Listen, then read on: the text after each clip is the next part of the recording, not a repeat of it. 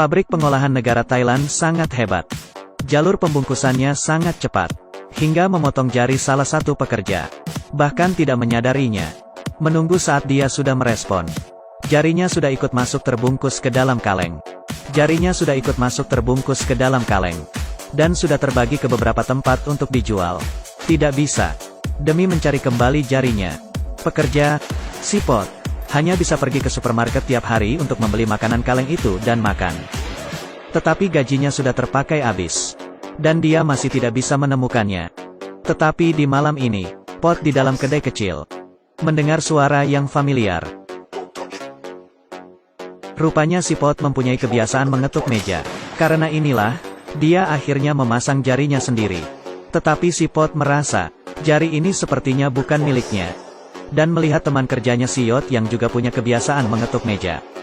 Pot pun langsung melihatnya. Itu jari tanganku. Ah, jangan. Pot pun langsung ke tempatnya. Dan melawannya. Akhirnya bisa mendapatkan kembali jari tangannya. Pot pun baru tahu di saat itu dia sudah mengambil yang salah. Kedua orang ini pun takut. Dengan cepat bersama-sama mengundurkan diri dari pabrik. Selanjutnya Pot menjadi petugas keamanan di suatu kantor. Dan berkenalan dengan Jin yang gila bersih. Bekerja sebagai pelayan. Dia menjunjung tinggi etika kerja yang kuat. Tidak memperbolehkan sedikit debu pun di kantor. Segala botol dan kaleng. Semuanya harus rapi. Di waktu jam istirahat. Membaca buku kesayangannya. Sebenarnya satu kata pun dia tidak mengerti. Karena buku ini hasil pungutannya. Sebenarnya karena jatuh dari langit. Jin pun baru percaya. Ini pun menjadi tanda. Setiap hari memegang buku. Kemanapun harus lihat. Agar ngerti. Dengan khusus datang ke Mongolia untuk bekerja. Tetapi semua orang di dalam kantor. Tidak ada seorang pun yang mengerti buku ini. Hingga membuat semua orang berpikir kalau Jin ini ada penyakit. Tetapi di mata Pot, Jin ini adalah malaikat. Kamu lihat dia menghentakkan kaki pun sangat seksi.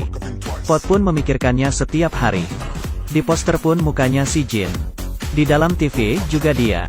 Saat pulang kerja pun langsung memikirkan besok akan ketemu dengannya. Tetapi hari ini Pot menyadari. Muka si supir pucat. Seperti orang meninggal. Hari ini di saat Akang kerja. Langit rupanya hujam helm. Sepanjang hidup ini pertama kalinya terjadi. Tetapi Akang nyetir motor. Dan lupa menggunakan helm. Lalu kepalanya terpukul oleh helm. Lalu jatuh di lautan helm.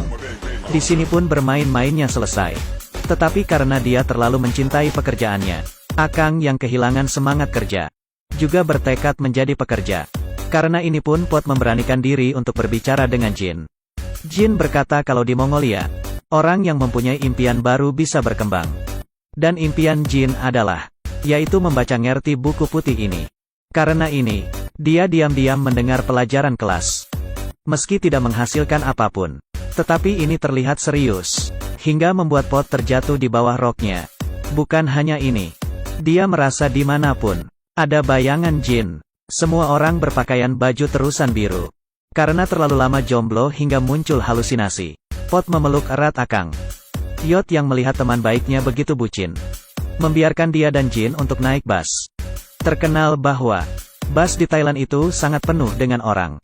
Bahkan tante tidak bisa menahan lagi dan berkata, "Jangan mendesak lagi, kalau mendesak lagi nanti jadi suami istri." Kamu lihat Yot dan pacarnya. Juga beneran sudah menjadi suami istri. Pot juga ingin mencobanya. Tetapi Jin mengatakan kalau dia alergi dengan bus. Aku buang masih ada yang begini. Tetapi dia setuju untuk naik kereta bawah tanah bersama Pot. Meski tidak seperti bus yang begitu sesak. Tetapi Pot tetap senang. Dan menyadari kalau Jin benar-benar alergi terhadap transportasi umum.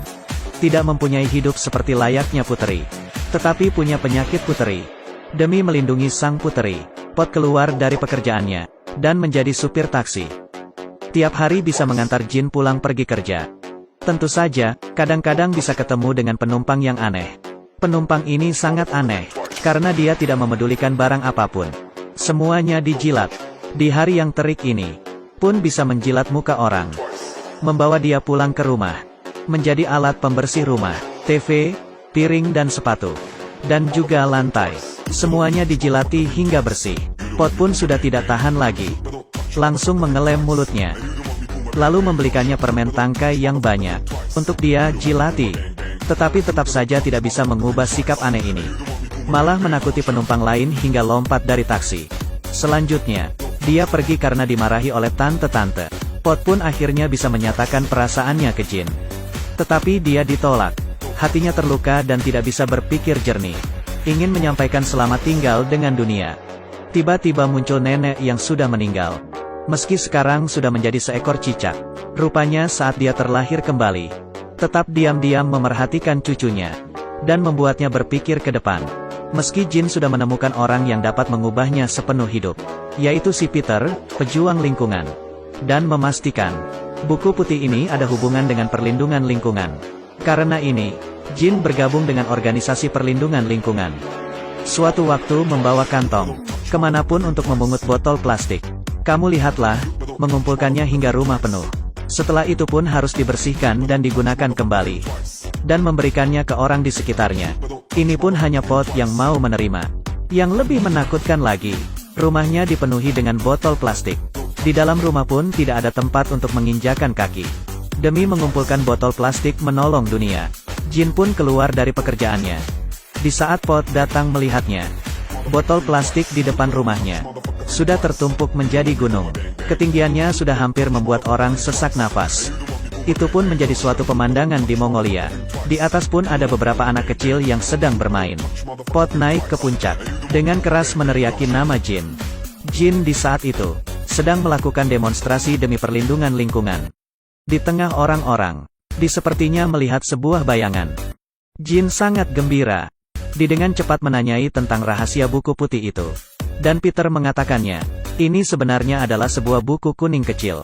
Tetapi buku ini adalah kepercayaannya di hampir sepanjang hidupnya. Jin yang selesai mendengarnya, di saat itu juga pun pingsan. Untung saja di saat itu ada Pot yang menopangnya, dan membantunya mengantar pulang ke rumah. Tetapi Jin yang tidak bisa menahan semuanya, berubah menjadi murung, dan memutuskan untuk pulang sementara waktu.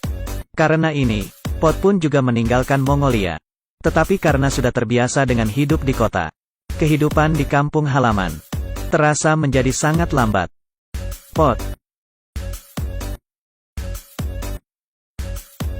akhirnya pulang.